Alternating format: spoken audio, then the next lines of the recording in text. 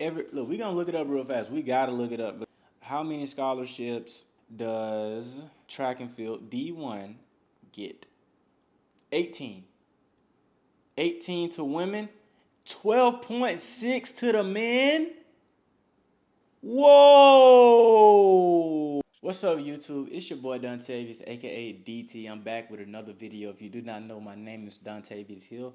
I am a professional high jumper. I competed at Auburn University, where I was a 5-time All-American and 3-time Team USA member, and I am still competing to this day, training for the Paris 2024 Olympics. But to get right into it, today we'll be talking about how to measure your worth as a recruit, how to measure how much scholarship you may be able to potentially receive. Now, understand that this is all an estimate and all just based off of my experiences and from being on both sides of high school athletics and being in college and now being a professional, and what I've seen across universities and what I've seen to what I think is the standard or the ratio of what will get you a full ride. That's from talking to coaches, from being an athlete, etc.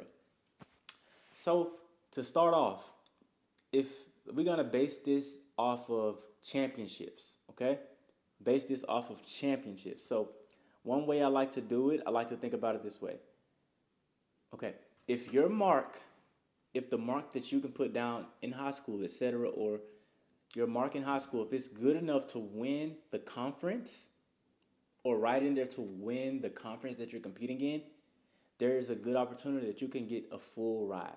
This is because a lot of coaches hold their conference championship very high on their pedestal of things that need to be achieved. You know, some schools keep NCAA. Well, most schools keep NCAA as that pinnacle of achievement, but a lot of schools they keep that conference meet as the pinnacle of this is where my athlete needs to perform at their best.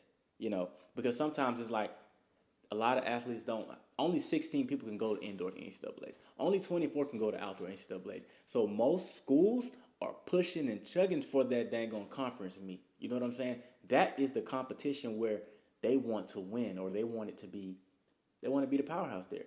So like I said, if your mark is good enough to win at the conference championship, there is a good chance you can get a full ride from most schools where your mark would potentially win their conference. You know, if coaches are looking for a jumper in or a runner, sprinter, whatever in your event.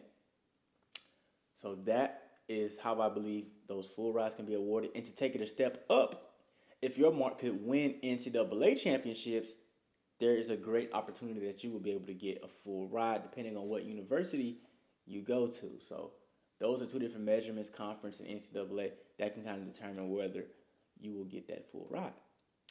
Moving on, moving on. Come on, come on. Okay, so next up, if your mark could place in the top three slash in the top five, top three to top five range in a conference, there's a chance that there's a possibility you can get a partial scholarship, you know. And I don't really want to put a true number on this, but this is basically not a full ride. For those of you who do not know, the scholarship system is different in track and field. There is not a set. Oh, everybody here gets a full ride. I probably should have mentioned that earlier, but there's a certain amount of scholarships and they have to split it up between all the athletes on the team. And there's usually anywhere between 30 to 40, sometimes 50 athletes per men's and women's squad for a total of 80 to 100. So you can kind of imagine that a lot of people will be paying for college, you know, and I was one of them. I was paying for college, early on until I was able to get good later on. You know, I'm talking 3, 4 years down the line, and I was finally able to get some scholarship. But being able to have a mark that would get you into that 3 to 5 range can get you on what I consider a partial scholarship. And then moving forward, if you are down in that bottom 6th to 8th place, this is also probably a partial scholarship, but a lesser partial scholarship. You know, whereas the people that are in the 3 to 5 range, they may be getting at 50 or 40 to 50. The people that are in that 6 to 8 range could potentially be getting at, you know, 10 to 30, 10 to 20 at times. It depends on what university you're at. This is all estimates based off of my experience and people I've talked to and what I've seen in the conferences. So, my personal experience. And moving forward, guys, and if your mark is not good enough to score in the conference, then you will potentially be a walk on for a lot of universities, for the top universities. If you can't, if your mark isn't good enough to get on the board and get into the top eight, I hate to say it, but it's almost like you have no worth to your team, to your university.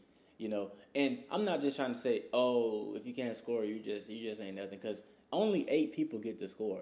I didn't score every time I competed. A lot of people didn't score every time they competed, but I'm just trying to give y'all a perspective of what some college coaches are looking at when they don't know who you are as an individual.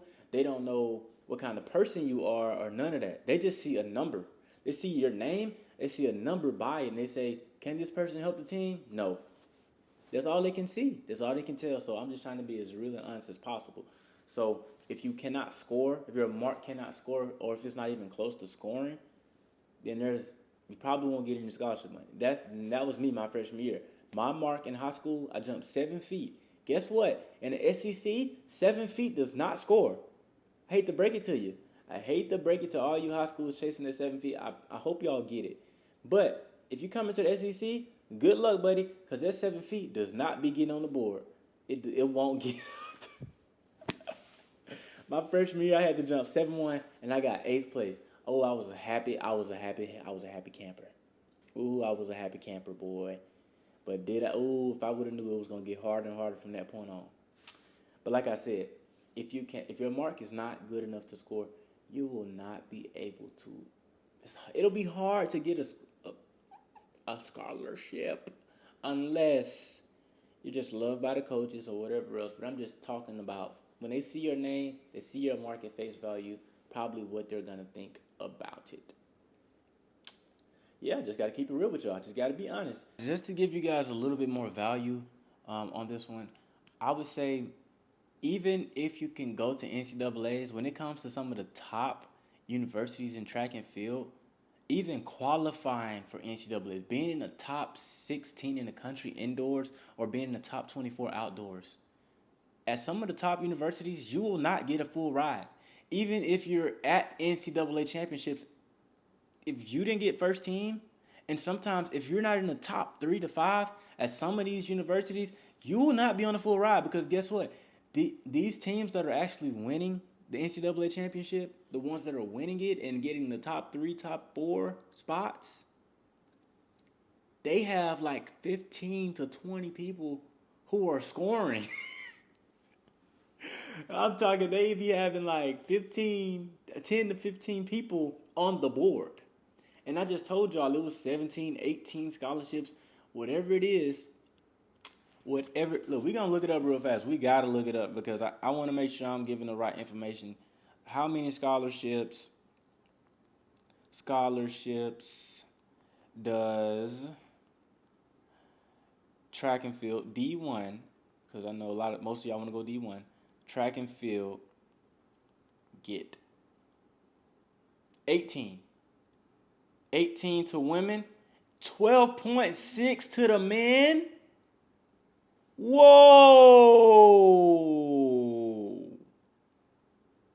Oh, whoa. This is wilder than I thought. So I just gave some misinformation. Oh my God. Oh my Lord. I forgot it was that bad. So I'm probably about 4 months. I'm probably about 6 months removed from collegiate track and field, okay? I spent the beginning of my career not on scholarship, like my first 3 years, like freshman, sophomore, junior, no scholarships, I made it to my first NCAA championship my junior year. I'm gonna have to make a video and recap my whole recruitment journey once again, but I'm probably gonna put it up there once I make it. But like I said, the men only get 12. I'm talking, we got teams of 40 and 50. Y'all, look, man, it's starvation out here, man, for this. It's starvation out here for these scholarships, I'm trying to tell y'all. But, dang, I can't believe that. That just blew my mind. I can't even remember what I was talking about. Oh, yeah, like I said, some of these schools have a lot of people scoring, the best schools. So, even if you're one of the top guys in the nation, you probably still won't be on full, because you taking a hit. You taking a sacrifice. You taking one for the team. You know what I'm saying? You taking one for the team on the money just so you can get that ring. You know what I'm saying? People taking one for the team. They transferring to this school to get the ring. They taking one. They taking the 50%. They taking the 40%. They know they finna come away with a conference medal, championship. They gonna come away with an NCAA championship or getting that top 3-5. Because a lot of people want to hold that trophy that they never held that trophy before. I never held it. I never held a team trophy. I bet it was a great feeling. Never got to feel it, you know.